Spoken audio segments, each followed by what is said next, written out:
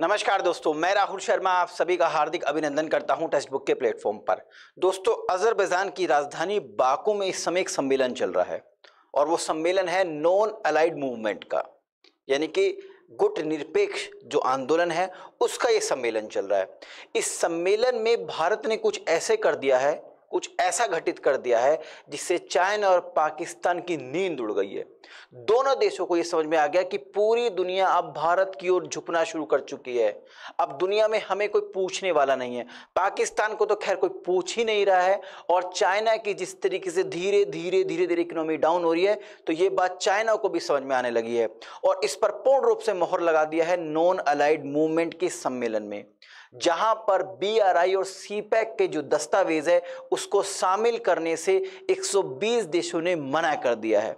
आखिरकार ये न्यूज़ क्या है, तो मैं आपको इसको बताने की कोशिश करता हूं, जिसको कई सारे न्यूज़पेपर्स ने पब्लिश किए। मैंने इकोनॉमिक टाइम्स का एक कटिंग लिया है जिसमें हेडलाइंस दी है कि India blocks China Pakistan move to have BRI in NAM papers, यानी नॉन अलाइड मूवमेंट्स के जो पेपर्स हैं उसमें शामिल करने से मना कर दिया है।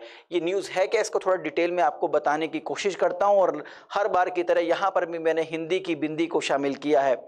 तो देखिए न्यूज़ डिटेल में क्या है कि भारत ने हाल ही में एक मंत्री स्तरीय बैठक में गुट निरपेक्ष आंदोलन, जिसको इंग्लिश में बोलते हैं नॉन अलाइड मूवमेंट, दस्तावेज में बेल्ट एंड रोड इनिशिएटिव, इसको इंग्लिश में बोलते हैं BRI, belt and road initiative, इसका दूसरा नाम है one belt one road project, और चीन पाकिस्तान आर्थिक corridor CPEC, China Pakistan economic corridor को शामिल करने के लिए चीन द्वारा समर्थित पाकिस्तान के प्रयासों को भारत ने विफल कर दिया गया है। और ये घटना कहां पर हुई है? ये घटना हुई है अजरबैजान के बाकू में। अगर आप किसी भी कॉम्पिटिटिव एग्जाम की तैयारी कर रहे हैं तो आपको मुझे बताना है कि अजरबैजान, जॉर्जिया, अर्मानिया, इन तीनों देशों के समूह को क्या कह के बुलाया जाता है? कमेंट बॉक्स में जरूर लिख के बताइएगा। अच्छा, आगे न्यूज़ क्या है थोड़ा और मैं आपको डिटेल में बताने की कोशिश करता हूं।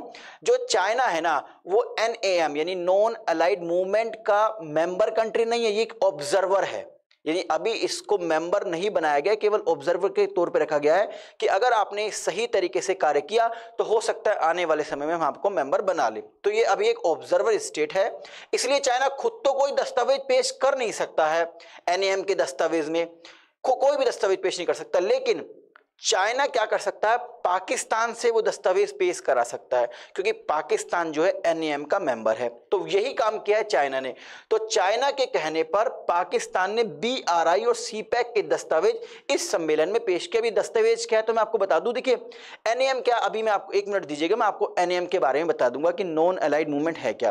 बेसिकली नॉन अलाइड मूवमेंट्स में कुछ पेपर पेश किए जाते हैं सारे देश मिलकर कि हम आने वाले समय में क्या क्या काम करेंगे। मतलब एक तरीके के उनके सिद्धांत होते हैं जो पर्टिकुलर पेपर पे लिख दिए जाते हैं, इसको नॉर्मली दस्तावेज कहते हैं।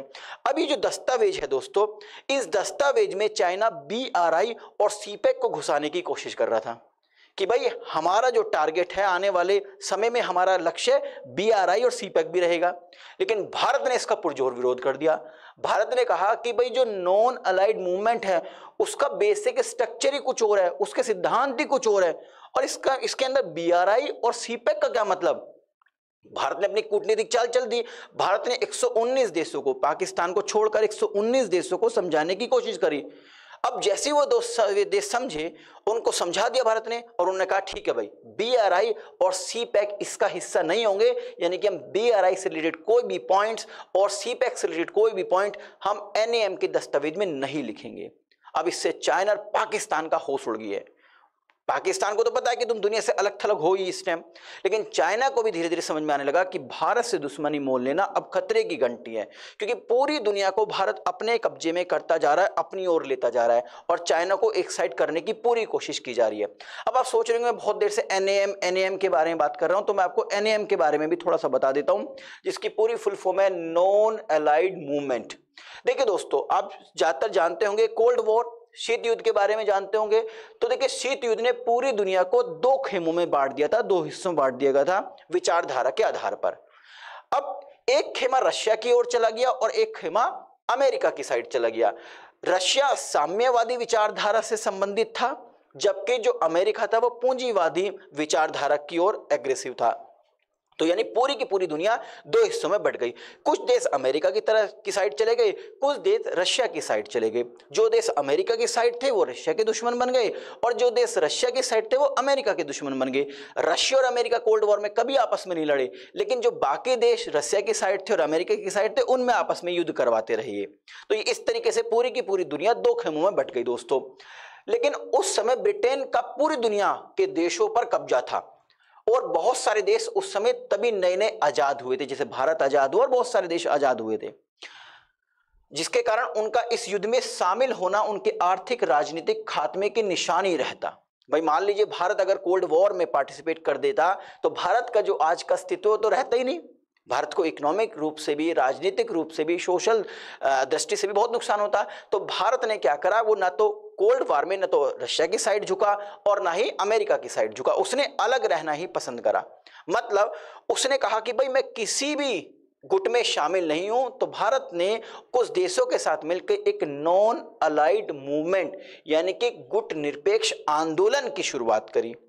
ठीक है, इस गुट निरपेक्ष आंदोलन को नॉर्मली तीसरी दुनिया कह के भी बुलाया जाता है। इसकी शुरुआत, जो गुट निरपेक्ष आंदोलन की नॉर्मली जो शुरुआत है, वो तत्कालीन भारतीय प्रधानमंत्री पंडित जवाहरलाल नेहरू और दुनिया के कुछ जाने माने देश के नेताओं ने मिलकर शुरू किया था। थोड़ा सा एनएएम के बारे में मैं और आपको बता देता हूं, जो हम आपके एग्जाम के लिए, यूपीएससी के लिए बहुत ज्यादा इंपॉर्टेंट है। देखिए, एनएएम का जो पूरा नाम है वो गुट निरपेक्ष आंदोलन यानी नॉन अलाइड मूवमेंट्स। इसके अंदर 120 देश शामिल हैं 2019 तक, जिसमें लगभग 17 देश एज ए ऑब्जर्वर स्टेट है, जिसमें चाइना एक ऑब्जर्वर स्टेट है, भारत इसका मेंबर है। यानी कि अभी जो ये एनएएम के अंदर जो चाइना ने और पाकिस्तान ने मिलके जो दस्तावेज शामिल करने की कोशिश करी, तो भारत ने 118 देशों को अपनी ओर शामिल कर लिया और बीआरआई और सीपैक के पेपर पेश नहीं होने दिए, जिसकी वजह से पाकिस्तान और चाइना दोनों बुखला गए। और फिर चाइना के कहने पर पाकिस्तान का वही भैया ढाक के 3 पात, पाकिस्तान ने रोना शुरू कर दिया कि देखिए हमारा जो कश्मीर है, जो कश्मीर वाला हिस्सा है, उसको, कश्मीर के अंदर इस समय भारत ने बड़ा अत्याचार कर रखा है, कश्मीर को आज़ाद कराइए, कश्मीर भारत का अभिन्न हिस्सा है। तो मुझे लगता है कि पाकिस्तान भूल गया है। अब धीरे धीरे दुनिया, नहीं दुनिया के बड़े बड़े इंस्टीट्यूशंस भी अब पीओके को भारत का हिस्सा ही कहने लगे हैं, वरना अभी तक तो गूगल के अगर आप मैप में देखो तो पीओके वाले हिस्से को डॉटेड करके दिखाया जाता है, मतलब ना वो पाकिस्तान का हिस्सा दिखाया जाता है ना ही वो इंडिया का हिस्सा दिखाया जाता है। लेकिन अब ज्यादातर जितने बड़े बड़े इंस्टीट्यूशन है वो इस हिस्से को भारत का हिस्सा कहने लगे, क्योंकि भारत ने अपनी कूटनीति का दबदबा दुनिया के अंदर बनाना शुरू कर दिया है। ठीक है दोस्तों, तो वो कार्ड भी नहीं चला, जो रोने वाला कार्ड शुरू किया अजरबैजान के अंदर पाकिस्तान ने कि देखिए कश्मीर पर अत्याचार कर रहा है भारत, इसलिए हम चाहते हैं कि एक इंफ्रास्ट्रक्चर डेवलप हो पीओके के अंदर, सीपैक जरूरी इसका पार्ट होना चाहिए दस्तावेज का। लेकिन 118 देशों ने नहीं सुनी और चाइना और पाकिस्तान को मुंह की खानी पड़ी। तो यानी कि किसने 120 इसके मेंबर है 2019 तक, और इसके जो ऑब्जर्वर स्टेट हैं वो 17 हैं।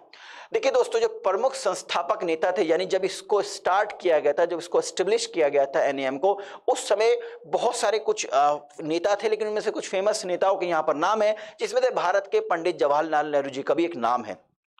इसकी स्थापना हुई थी 1 सितंबर 1961 को और इसका मुख्यालय हेडक्वार्टर जकार्ता इंडोनेशिया में है।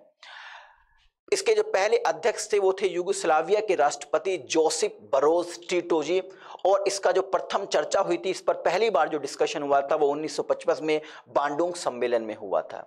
तो आई थिंक इस वीडियो के माध्यम से जो मैं आपको इंफॉर्मेशन पहुंचाना चाह रहा था कि किस तरीके से भारत ने इन दोनों देशों की रेल बना दी है। ठीक है, आप समझ सकते हैं, मतलब जिस तरीके से ये दिमाग लड़ा रहे थे कि बीआरआई को और सीपैक को हम ये बताना चाहेंगे कि ये बहुत इंपॉर्टेंट प्रोजेक्ट्स हैं, ये दुनिया को आगे का रास्ता दिखाएंगे। भारत ने कह दिया कि नहीं, ये एनएएम का तो बेसिक स्ट्रक्चर से छेड़खानी है।